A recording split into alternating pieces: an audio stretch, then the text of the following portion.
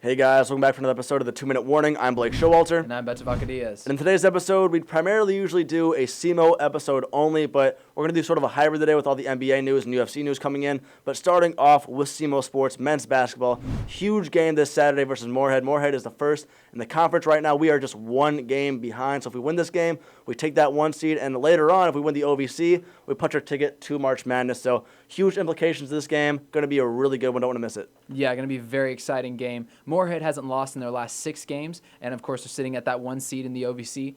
One game ahead of us. They are 9-3. We're 8-4, and just it's going to be really intense to see how SEMO utilizes all of their players to try and achieve this victory, especially the guard Phil Russell. Yeah, man, he's been absolutely electric as of late.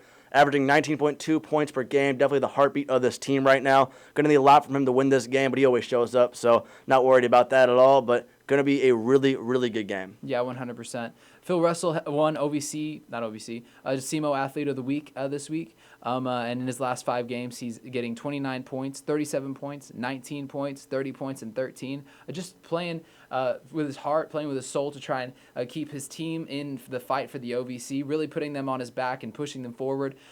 Just going to be really crazy to see everything happen where the defense plays well, Phil Russell plays well, if we can actually beat this Morehead team, which I fully believe that we can. I think we can too, and just to remind you, it is this Saturday on the 11th, so make sure you watch that game. Really big game. But moving on, speaking of basketball, LeBron James, popular actor from the movie Space Jam, has broken the scoring title right in front of Kareem. Every single basket LeBron made, you could just kind of see Kareem's face just kind of melt a little bit more and more and more. He looked absolutely defeated, but LeBron James seemed pretty happy. Got the scoring title now. And now there's a lot of conversation on whether he is the GOAT or not. I mean, I know there's been conversation about that for years now, but a lot of people are pretty much set on the idea that he is the greatest of all time now. Me, I'm not so sure. What do you think? Yeah, just another accolade on his repertoire. With all the achievements, all of the things he's accomplished in his career, just another thing on the cherry on top for me for a career that is the greatest of all time. With LeBron, the way that he scores, the way that he moves, his intensity, his grit, his grind, everything about that, to me, he's the best. There's no one else that could come close to him. I have somebody who comes pretty close and actually surpasses him, which is Michael Jordan, because he's 6-0 in the finals. LeBron James is 4-6. So if LeBron James gets a couple more rings on his fingers, then I will concede and say LeBron is the GOAT. But as of now, Michael Jordan is still the GOAT in my opinion. Yeah, I do think the argument could be made that Jordan's finals did not have the level of competition that LeBron's finals did, especially looking at that Warriors team that had him 3-1 down. LeBron just could have gone out there and said, I'm not going to play, I'm just going to take the L here and walk away and maybe get more individual records, but instead he fought back, especially for that city of Cleveland, and won a chip after going 3-1 down. I don't know if that's ever happened before in NBA history. It's just going to be very, very difficult for me to look past that and say, oh, Jordan is the GOAT because of all these things. I just think LeBron, the level of competition, the scoring title, all the accolades he has makes him the chosen one, the best of all time.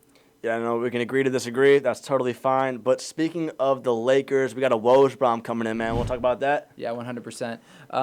The Los Angeles Lakers, Minnesota Timberwolves, and Utah Jazz are finalizing a 3-team trade deal.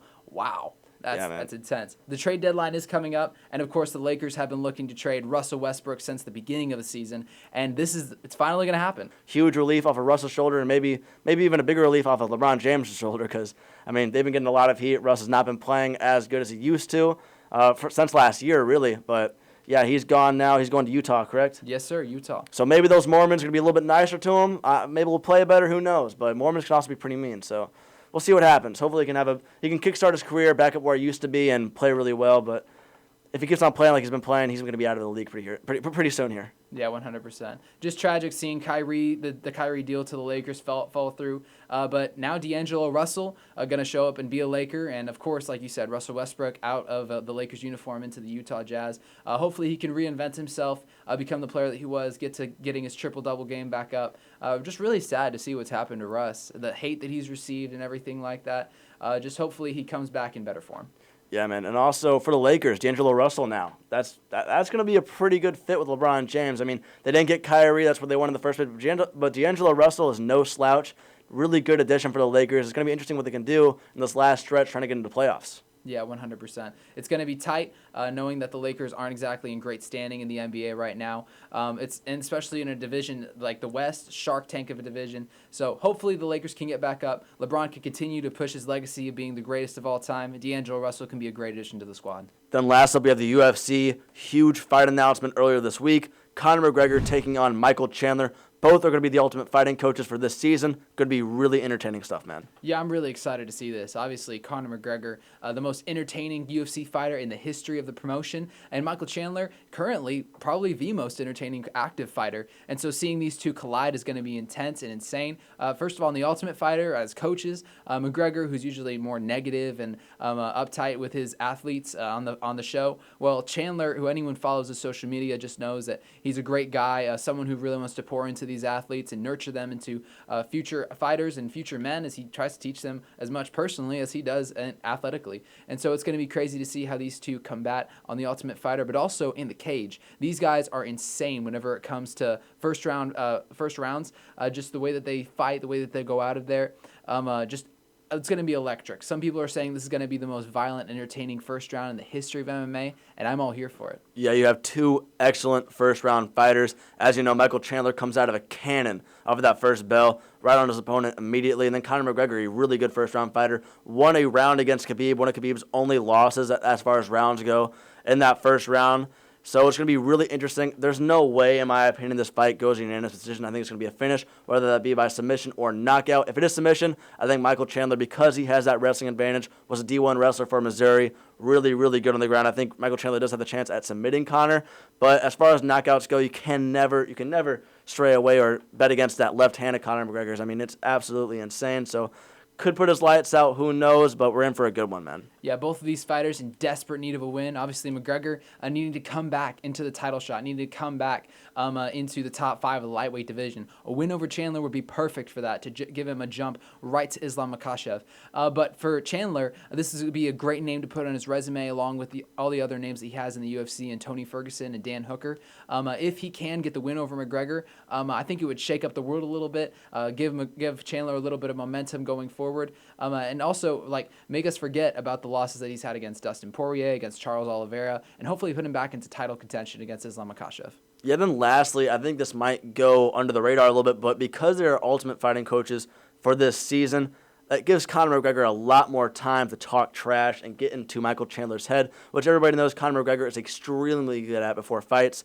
And that's one of the reasons why he knocked out Jose Aldo. Jose Aldo was so mad, and he talks about it before that fight where he got knocked down in 6 seconds, how he was just mad, he was nervous because of all the trash talk Conor McGregor was saying.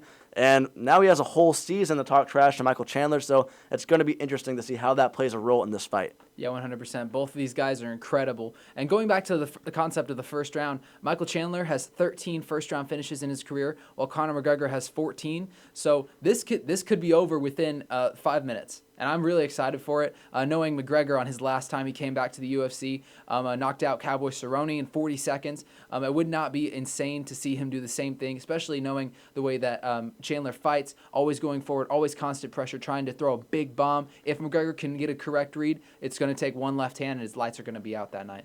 Yeah, it's going to be a great fight. Not going to go to a decision. There's no way this is going to go to a decision. There's going to be a finish. Going to be a knockout or submission, like I was saying earlier. But that's all I have for this episode. You got anything else, man? Nothing else. All right, this has been the 2-Minute Warning. I'm Blake Schowalter. And I'm Beto Vaca Diez. Well, thanks for watching, guys. Thanks for listening. Make sure to pop out for that game versus Morehead. Going to be a huge game. Make sure to show your support. But see you guys next time. Thanks for watching. Thanks for listening. Make sure to follow us at The Arrow on Instagram and also subscribe to our YouTube channel. See you guys next time.